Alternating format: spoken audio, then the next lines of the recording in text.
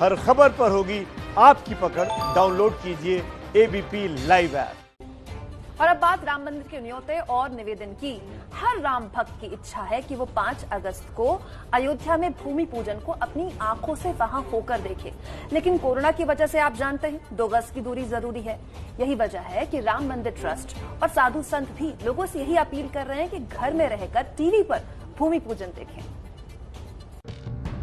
पहली तस्वीर प्रयागराज की है, जहां राम मंदिर निर्माण के लिए संगम से जल और मिट्टी को इकट्ठा किया गया। दूसरी तस्वीर गोरखपुर के गोरक्षपीठ की है, जहां से पावन मिट्टी और जल को अयोध्या के लिए रवाना किया गया। राम मंदिर के लिए देश की सभी पवित्र नदियों और पीठों के मिट्टी और जल को इकट्ठा करने के साथ साथ अब न्योता भी बांटा जा रहा है। प्रयागराज में अखिल भारतीय अखाड़ा परिषद के अध्यक्ष महंत नरेंद्र गिरी को पहला न्योता मिला है। राम मंदिर का निर्माण ऐतिहासिक घटना है और कौन नहीं इस ऐतिहासिक पल का गवाह बनना चाहेगा, लेकिन कोरोना काल की वजह से आयोजकों के हाथ भी बंधे हुए हैं। यही वजह है कि साधु संत भी लोगों से घरों में रहकर भूमि पूजन देखने की अपील कर रहे हैं। मानसिक रूप से आप अयोध्या में रहिए और टीवी में देखिए, क्योंकि कोरोना की महाबीमारी के कारण वहाँ सीमित लोग ही बुलाए जा रहे हैं। मेरा सबसे हाथ जोड़कर निवेदन है, अयोध्या मत आइए। अयोध्या आकर जो खुशी आप प्राप्त करना चाहते हैं, अपने घर में रहकर त्योहार मनाकर वो खुशी व्यक्त करिए। वहीं अयोध्या में भूमि पूजन के लिए जोरदार तैयारी चल रही है। प्रधानमंत्री नरेंद्र मोदी 5 अगस्त को सुबह 11:30 बजे अयोध्या के साकेत विश्वविद्यालय पहुंचेंगे। साकेत विश्वविद्यालय में 3 हेलीपैड बनाने का काम तेजी से चल रहा है।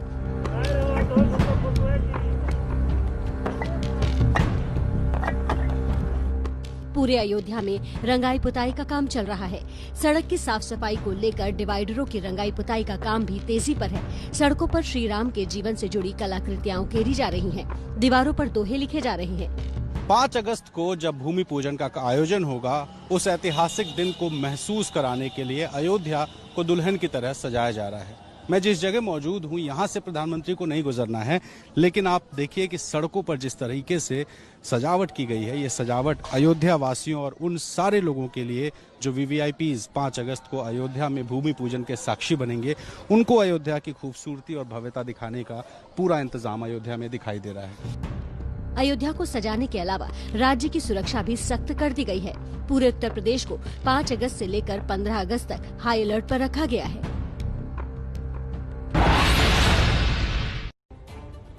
अयोध्या में मंदिर निर्माण की तैयारी जोरों पर है, तो सुप्रीम कोर्ट के फैसले के मुताबिक मस्जिद बनाने की तैयारी भी शुरू हो गई है। मस्जिद के लिए ट्रस्ट का गठन भी हो गया है, लेकिन अयोध्या के संत कह रहे हैं कि बाबर के नाम पे मस्जिद ना ही बने।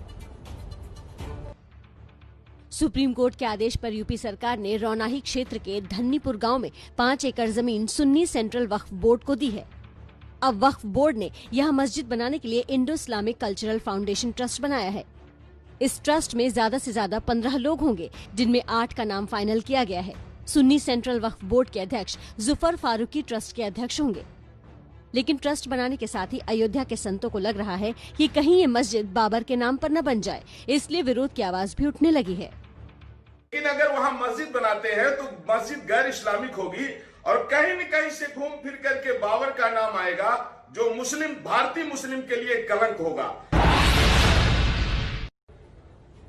अयोध्या में राम मंदिर के भूमि पूजन में यूपी के पूर्व सीएम कल्याण सिंह को भी न्योता मिला है। अयोध्या जाने से पहले कल्याण सिंह ने 6 दिसंबर 1992 को याद किया, जब विवादित ढांचा गिरा था।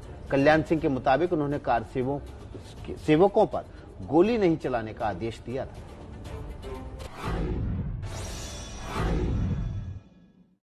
मैंने कार सेवकों पर गोली चलाने का आदेश नहीं दिया था। मेरे लिखित में आदेश दिया था कि जिस बिंदु तक अयोध्या की स्थिति पहुंच चुकी है, उसमें गोली न चलाई जाए। गोली चलाने के अलावा जो कुछ भी अन्य उपाय हो सकता है सब किया जाए। और मुझे इस बात को कहते हुए गर्व होता है कि मैंने एक भी कार सेवक के प्राण नहीं लिए। मेरे ऊपर कार सेवकों के हत्या का कलंक का टीका नहीं लगाया। मैं साफ सुथरा हूँ। सरकार चली गई, इसका कोई बलाल नहीं है। मैंने जैसे राम के प्रति मेरी श्रद्धा है, मेरी आस्था है। और मैं ये मानता हूँ कि किसी व्यक्ति की किसी के प्रति आस्था या श्रद्धा हो, उसके काम के लिए बड़े से बड़ा बलिदान भी छोटा होता है। मैं स्वयं 4 अगस्त को एक दिन पहले अयोध्या पहुंच जाऊंगा और 5 तारीख को भूमि पूजन के अवसर पर वहाँ पर उपस्थित रहूंगा। मेरे लिए ये बहुत खुशी का विषय है, इतनी खुशी के जो शब्दों में उनको वर्णन नहीं कर सकता है।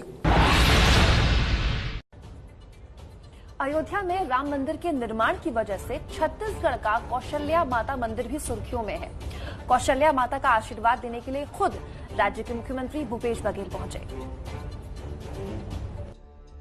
अयोध्या में राम मंदिर का निर्माण शुरू होने वाला है, ऐसे में कौशल्या माता को कैसे भुलाया जा सकता है। यही वजह है कि छत्तीसगढ़ के मुख्यमंत्री भूपेश बघेल पहुंच गए राजधानी रायपुर से सटे चंद्रखुरी गांव में। चंद्रखुरी माता कौशल्या का मायका है और प्रभु राम का ननिहाल। मुख्यमंत्री बघेल ने परिवार के साथ कौशल्या माता मंदिर के दर्शन किए।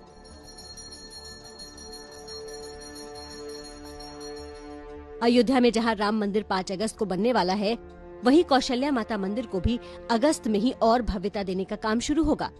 15 करोड़ की लागत से मंदिर के विस्तार का काम शुरू होने वाला है। ये मेरे लिए प्रसन्नता की बात है कि इसके सौंदर्यीकरण और विस्तार के लिए हम लोगों ने भूमि पूजन किया था और अब उसके टेंडर वगैरह प्रक्रिया पूरी हो चुकी है और अगस्त तीसरे सप्ताह में इसका निर्माण भी शुरू होगा। चंद्रखुरी का ये मंदिर पिछले दिनों राम भक्त फैज खान की वजह से सुर्खियों में आया। फैज खान इसी मंदिर की मिट्टी लेकर पैदल ही 800 किलोमीटर दूर अयोध्या के लिए निकल पड़े हैं। विवादों के बावजूद फैज अपने सफर पर बिना रुके बिना थके चल रहे हैं।